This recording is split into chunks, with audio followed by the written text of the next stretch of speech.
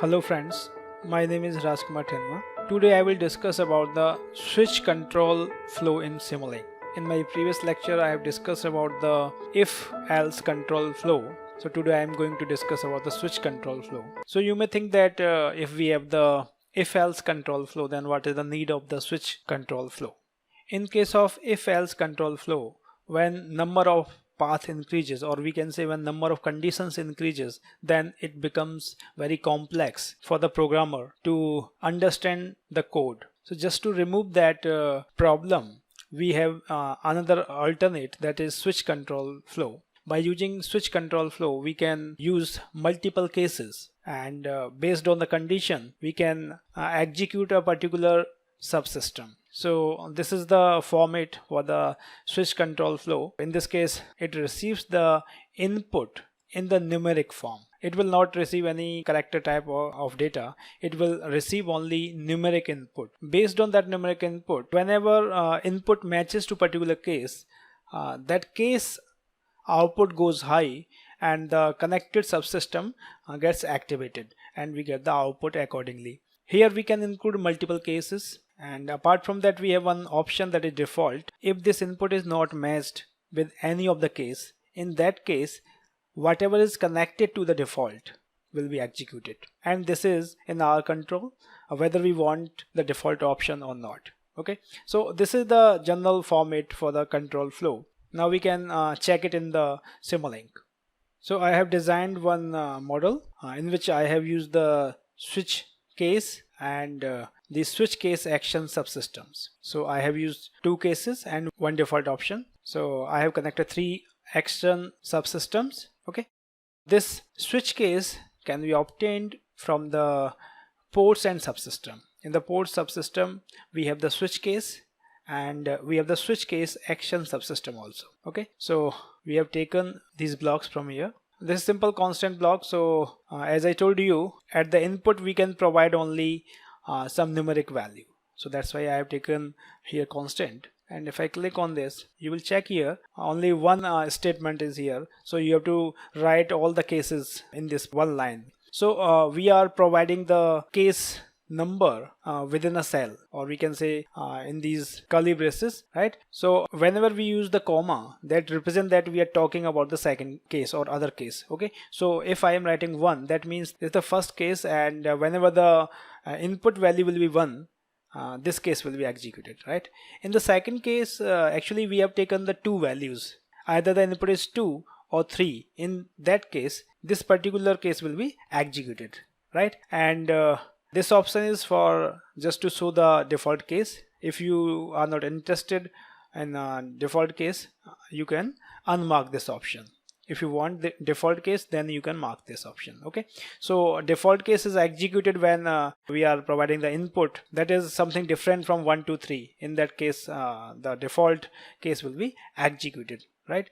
So if you want to include some other case, in that case you can just put the comma and you can give any value. Suppose you are providing the value 6, right?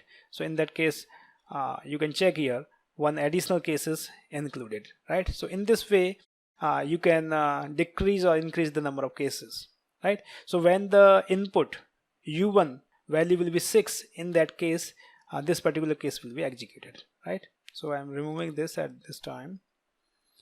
Okay, so this is about the switch case. After that, in this action subsystem, I have used one sine wave instead of input port. Okay, I have removed the input port. In the port subsystem, you can check here, this switch case action subsystem has one input and one output and one trigger input, right? Or we can say action input. So in this case, you are observing here input is missing, right?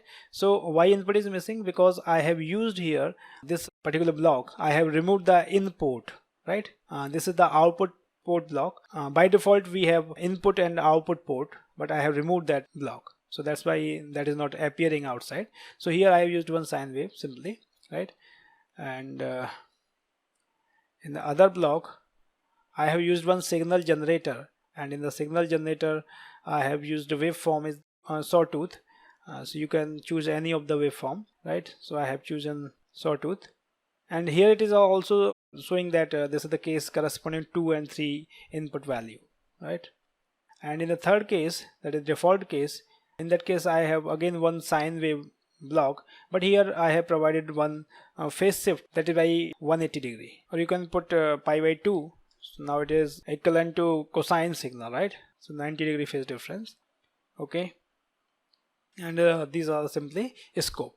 Okay, so whenever I will provide the value 1, that means this case will be executed, right? So it is basically matching with the value, what value we are providing here. Okay, so if value is 1, in that case this subsystem will respond, and in other subsystems the output will be 0, right? So we can run the model.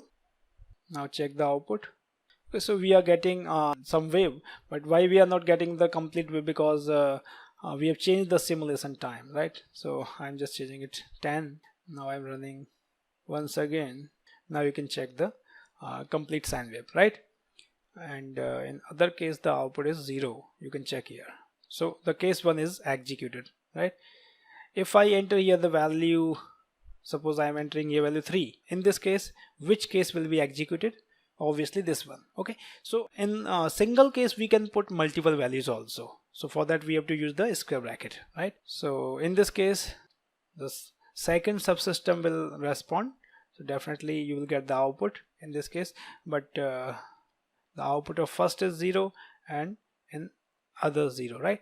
So apart from the 1, 2, 3, if you provide any other value, suppose you provide 10, right? So in that case the default subsystem will respond. So you will get the output in the default subsystem, right? And the first and second will be 0.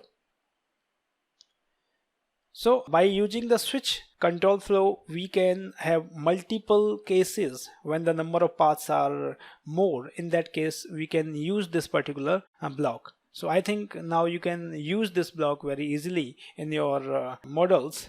I hope you have enjoyed this lecture. Please like and share with your friends. If you have any query, you can write to me. Thank you for watching.